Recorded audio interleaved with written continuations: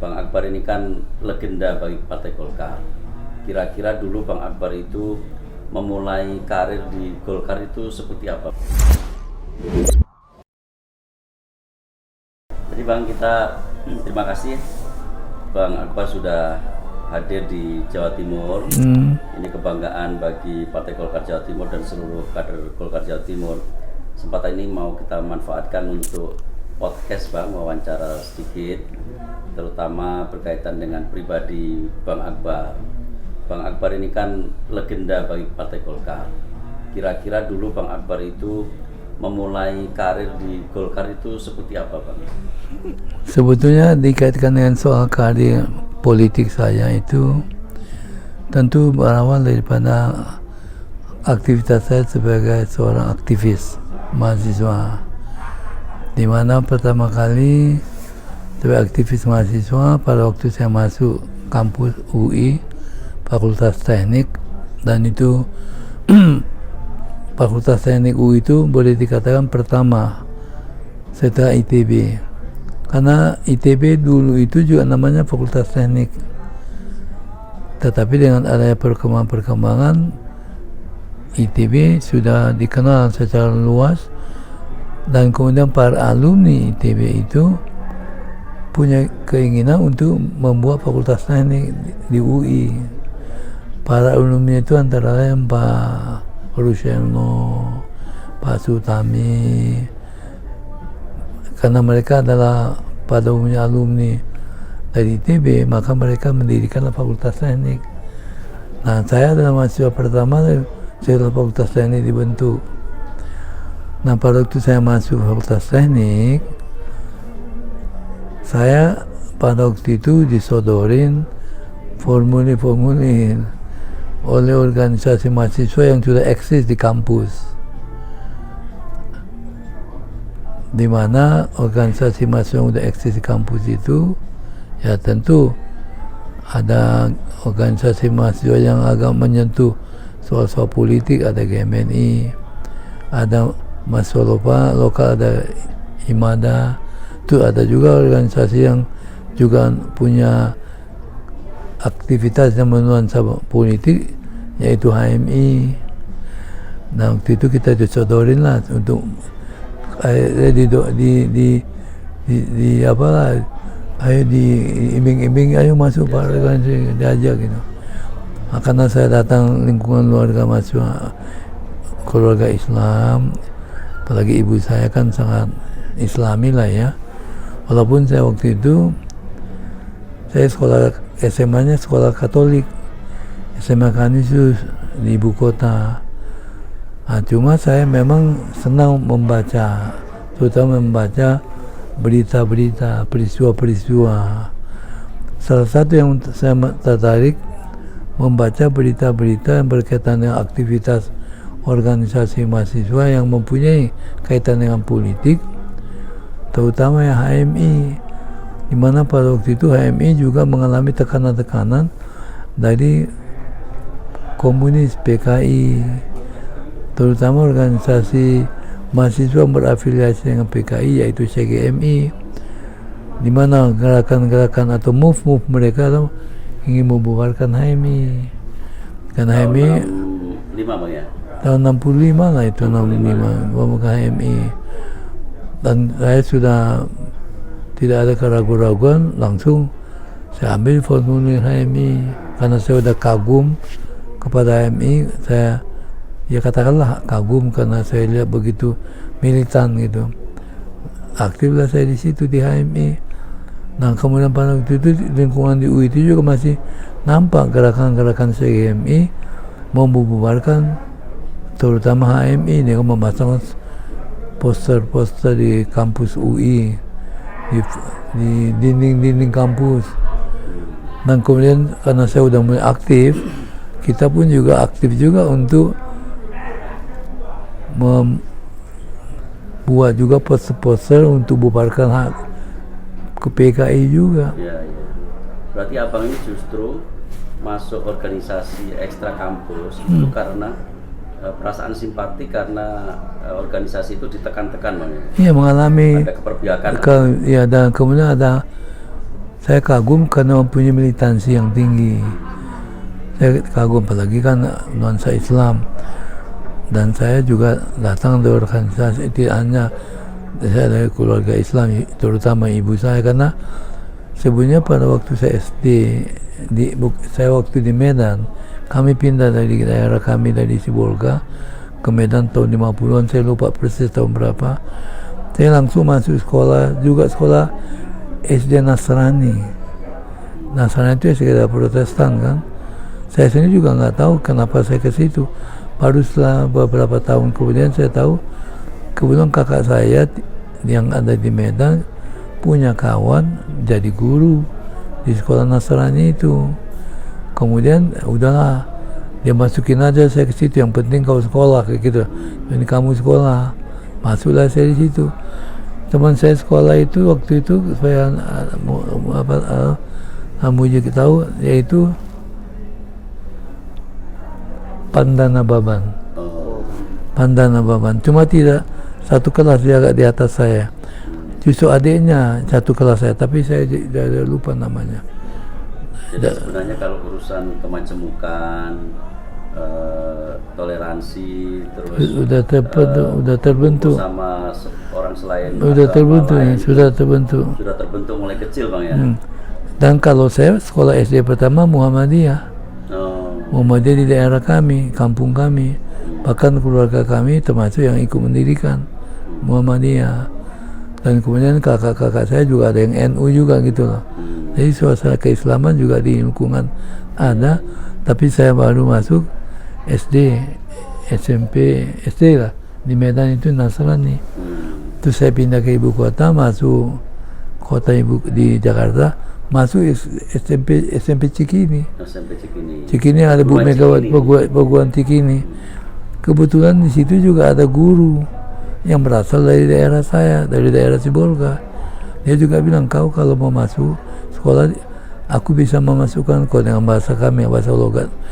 Bisa aku masukkan kau ke Cikini, tapi kelas siang, kelas pagi udah penuh, tapi kelas siang masih buka.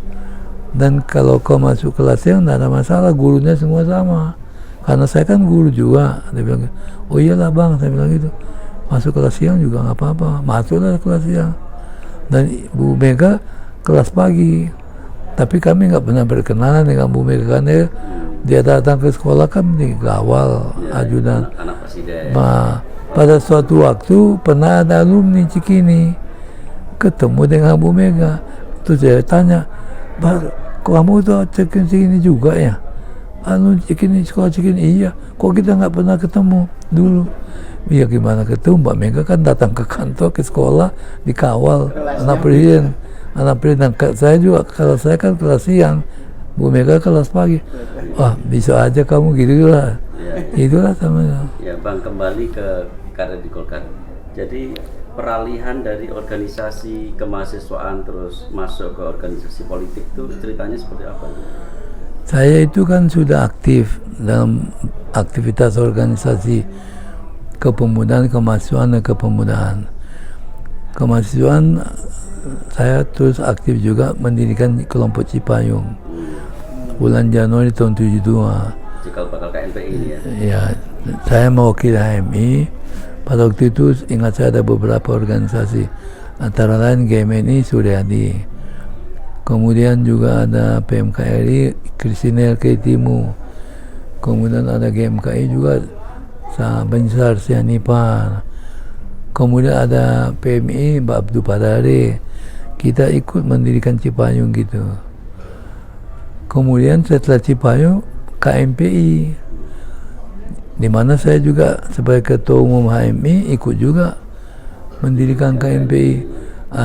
Dan lingkungan KMPI itu tokoh-tokoh pemudanya banyak dari Golkar, seperti yaitu David Napitupulu, termasuk Gabur aktif juga muda Golkar. Kemudian juga si Kosmas Batubara.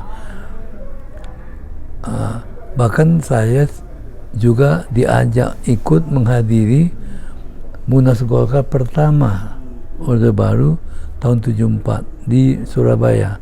Sini Surabaya dan Yang ngajak siapa, Bang? di toko-toko KMPI yang ada di Golkar itu.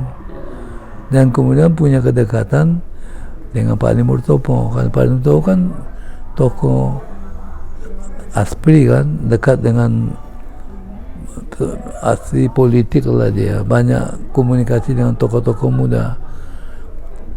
Waktu ada Munas pertama Golkar, saya diajak, ayo ikut gitu, saya ikut aja.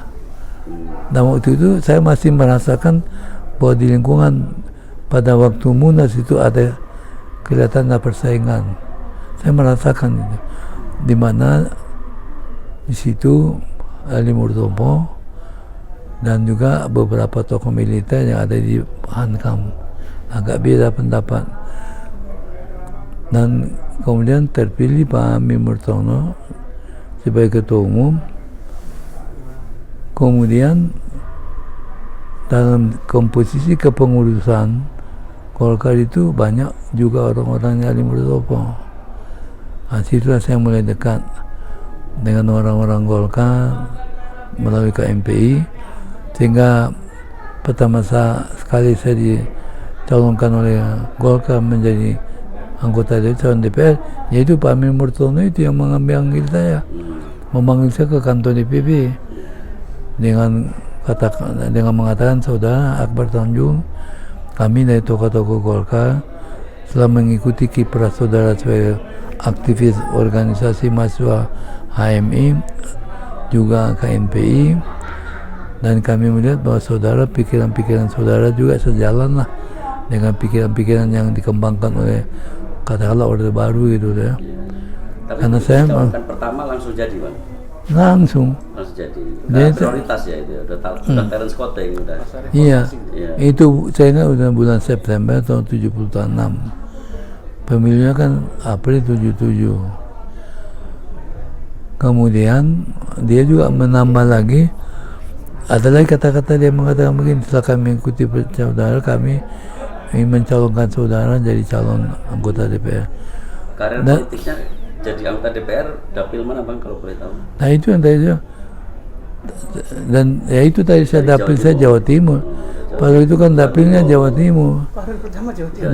Jadi anggota DPR pertama dari Jawa Timur. Saya kira Sumatera. Karena pada waktu itu dapilnya memang provinsi. Dan saya di itu, dan kemudian Pak Amir juga bilang, Pak Ali Murtopo juga setuju kamu jadi calon. Karena saya aktivis eksponen Anam-Anam kan, dia udah kenal juga, walaupun tidak begitu akrab. Sudah setuju, maka jadilah saya jadi calon. Tahun 77, saya ditinggal dan Bengawan itu. Tempat rumahnya Pak saya. Berapa periode totalnya? Mulai tahun 77, 82, 87, saya kampanye itu saya pilih. Tahun 88 saya sudah jadi anggota, saya sudah terpilih jadi menteri. 88 Menteri Pemuda dan Olahraga. Menteri pertama Pemuda Olahraga ya? Iya. Kemudian tahun 93, 5 tahun Menteri Perumahan Rakyat.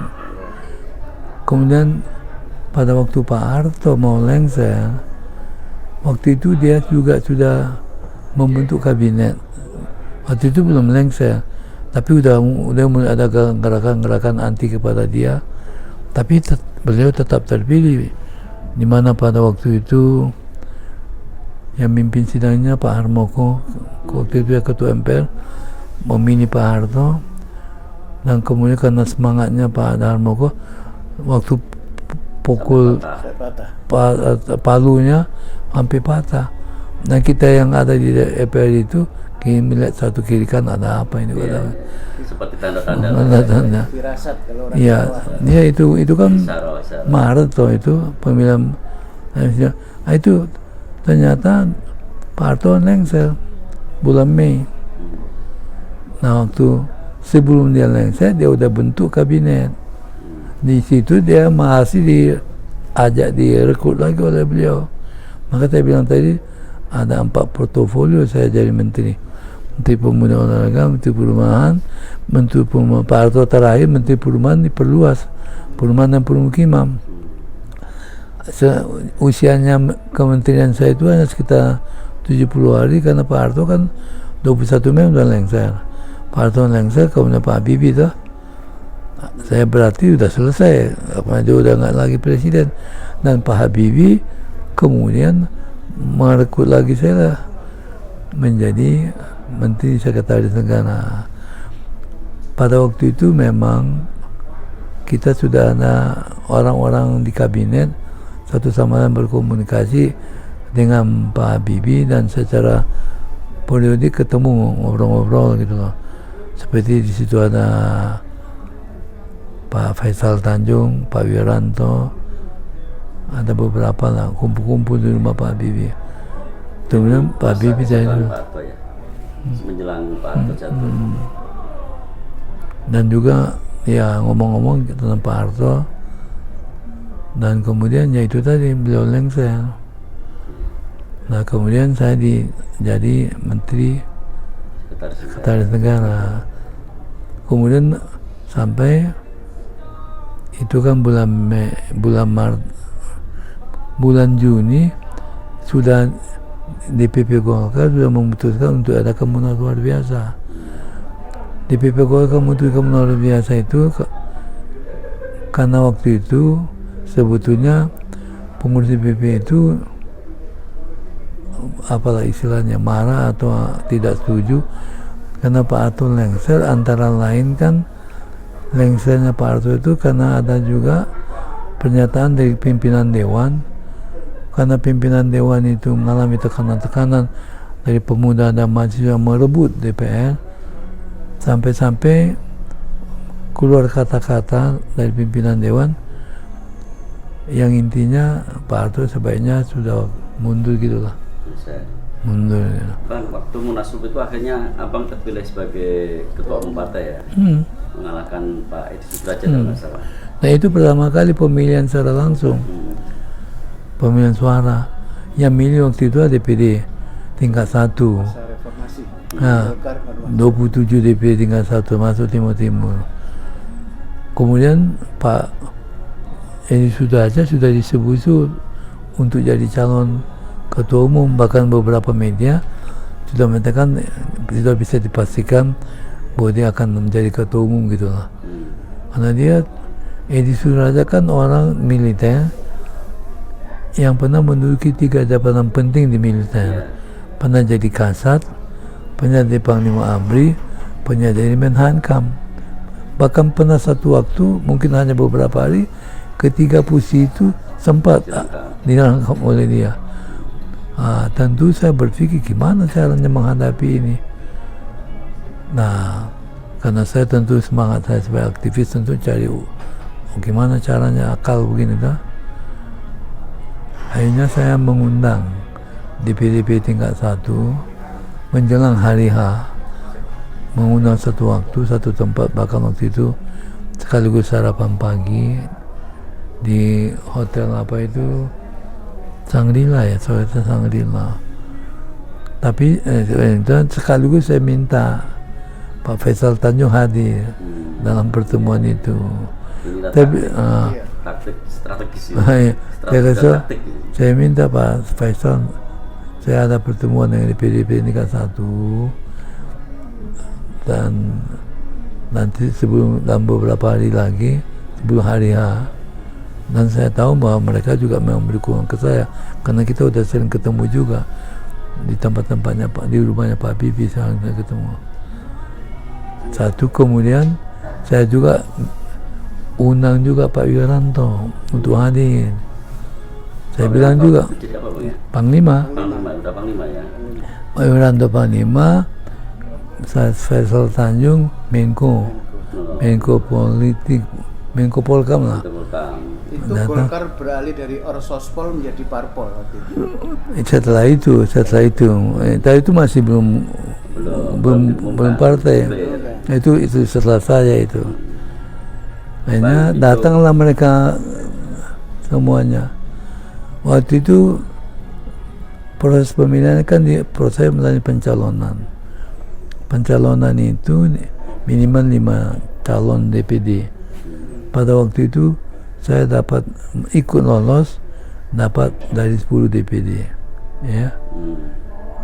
Tentu ada orang yang melakukan pendekatan dengan DPD, ya, tapi selain saya sendiri, kemudian Pak Edi Sudrajat kalau saya nggak salah 15-10, juga ada lagi satu lagi, yaitu Pak Sultan Menkumham ke-10, kan itu kan ketua DPD kan itu. Karena dari segi dukungannya tidak mencukupi, kami minimal 5, hanya lolos kami berdua. Dipilih lagi. Nah, diadakan pemilihan ulang, Putaran kedua. putaran kedua. Akhirnya menang. Akhirnya menang. Akhirnya saya setelah dipilih, dihitung, saya menang. Dapat berapa suara waktu itu, Bang? Masih ingat. Saya kira kalau saya nggak salah 17 ya. Jadi suara itu balik udah. Ya, berbalik. Karena apa? Karena pemungutan suara punya suara provinsi. Saya yakin betul karena memang ya kan Pak Faisal, Pak Wiranto kan semuanya kan pejabat kabinet Pak Habibie, dan kita kan periodik ada ketemu, periodik lah berapa bulan sekali. Tentu mereka berikan dukungan ke saya, dan bahwa saya dapat dukungan mereka itu dirasakan, diketahui oleh DPD, sehingga ini DPD itu kalau begitu tentara ABRI juga mendukung. Tapi saya juga mengatakan, menyampaikan ke DPD tingkat 1 aktivitas saya sejak muda di HMI, aktivitas saya di organisasi di aktivitas saya dalam gerakan-gerakan mahasiswa, terutama Kesatuan Aksi Mahasiswa Indonesia di kami, dan saya juga aktif dalam gerakan pembubaran PKI. Bang, itu oke. Tapi di politik ini kan keras sekali, Bang. Jadi dinamikanya kan luar biasa, ketidakpastiannya juga luar biasa. Kira-kira untuk anak-anak muda yang sekarang, era-era sekarang, Bang, kiat-kiat apa sih Bang Akbar bisa bertahan sejauh itu, bahkan kemudian menjadi pimpinan puncak partai politik sehebat Golkar itu? Kira-kira kiatnya apa, Bang? Ya, saya kira memang pertama karena sejak muda saya sudah terpanggil aktif di organisasi, sehingga saya tidak ragu-ragu masuk di HMI. Pada waktu saya mahasiswa, saya waktu SMA di Kanisius, saya itu jadi ketua kelas. Ya, saya udah ketua kelas, ya sudah aktif lah ya. Kemudian masuk HMI dah, dan saya aktif lagi HMI. Saya jadi ketua aktif di HMI Korkom UI. Saya salah satu ketua HMI Korkom UI. Waktu itu ketua Korkomnya Ismet Abdullah yang menjadi Riau, dia Fakultas Ekonomi, dan kemudian dia terpilih jadi ketua umum cabang. Kemudian pada waktu menjelang konferensi cabang siapa Ismet, saya diminta sama dia, kamu aktif dong di cabang gitu. Aktif saya di cabang, gak lama kemudian saya diputuskan sama dia jadi ketua konferensi cabang. Ketua konferensi cabang, situ saya terpilih jadi ketua cabang gitu. Situ. Kemudian waktu saya jadi ketua cabang, juga ada aktif kegiatan kemahasiswaan, yaitu di mana saya kemudian juga aktif, yaitu Komite Anti Korupsi KAK. Itu tahun 70 itu. Saya ketua cabang tahun 69. Tahun 70 ada KAK di mana saya aktif, dan posisi saya sebagai ketua ini juga aktif situ. Ada juga yang Syahrir, kalau itu aktif itu. Kami di KAK, Komite Anti Korupsi. Kemudian setelah selesai HMI cabang, kebetulan di PBMI-nya ada jabatannya lowong. Itu pada waktu Nurholis Majid periode kedua. Salah satu ketua di PBIMI Kuala Lawang, kemudian salah satu anggota di PB mengusulkan, ini yang Lawang ini kita isi aja, ini Akbar aja kita minta kita tarik sini. Kan dia kebetulan ketua bidang kemahasiswaan. Akbar kan aktif di kampus, aktif di Korkom, direkrutlah saya masih di PB. Itu periode Nurholis Majid yang kedua.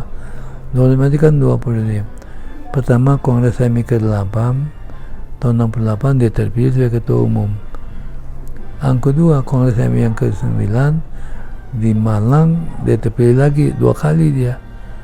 Pada dia HMI yang kedua karena ada yang lowong dan saya masuk PB. Kemudian tahun berikutnya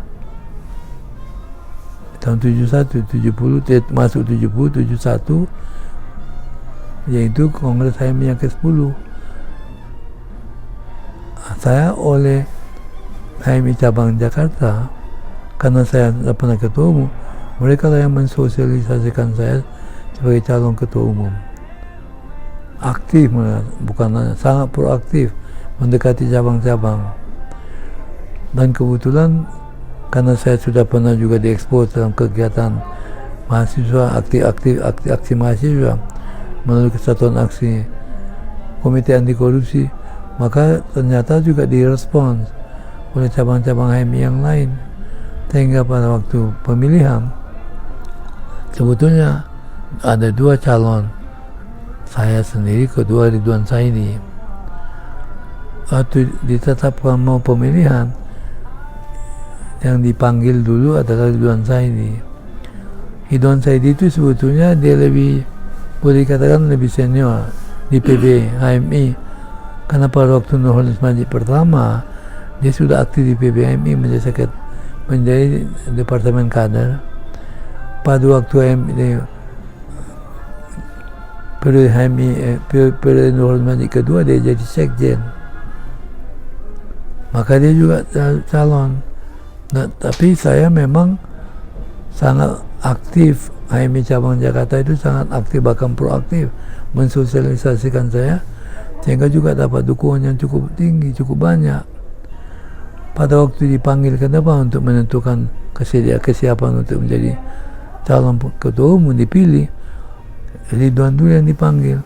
Tahu-tahu tiba-tiba Ridwan menyatakan mundur. Saya juga kalau mendengar ceritanya Pak Akbar. Bang, terakhir ini Bang, Ya.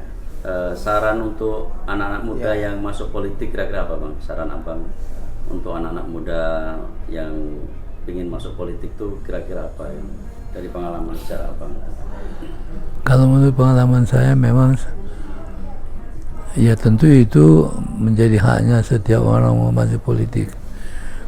Tapi dari pengalaman saya memang bila mana masih orang itu sudah pernah aktif di organisasi seperti saya, itu akan lebih mendorong dia untuk masuk dalam politik.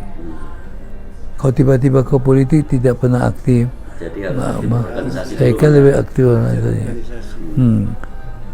Karena saya aktif, terpanggillah saya untuk masuk politik, dan khusus kalian kan Golkar semua kan. Pertama kali saya menyatakan jadi yang masuk Golkar, dan itu pun juga tidak resmi official gitu. Tapi saya aktifnya dalam kegiatan Golkar. Harus terlibat dalam kegiatan-kegiatan partai terus. Kegiatan waktu itu lebih banyak kegiatan Golkar melalui hubungan dekat saya dengan tokoh-tokoh Golkar, tokoh-tokoh muda Golkar. Tapi tidak apply gitu mau jadi masuk gitu enggak.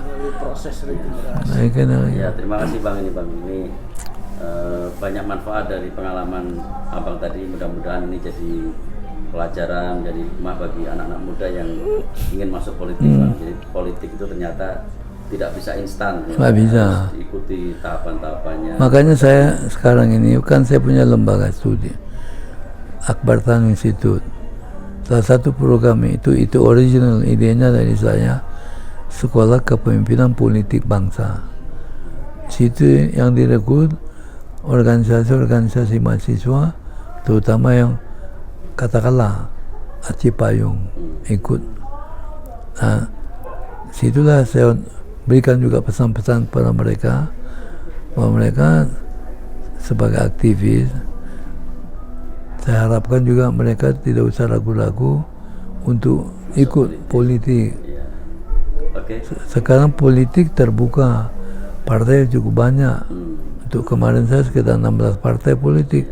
Bahkan saya sampaikan, kalau seandainya di antara saudara mau masuk partai, silakan masing-masing pilihannya. Kalau saudara mau masuk Golkar, ya tentu saya senang. Saya gitu-gitulah gitu ya. Akhirnya gitu. Terima kasih wawancaranya ini. Demikian obrolan sore kita bersama Bang Akbar. Insya Allah banyak sekali yang bisa kita ambil hikmahnya. Sampai jumpa lagi di lain kesempatan.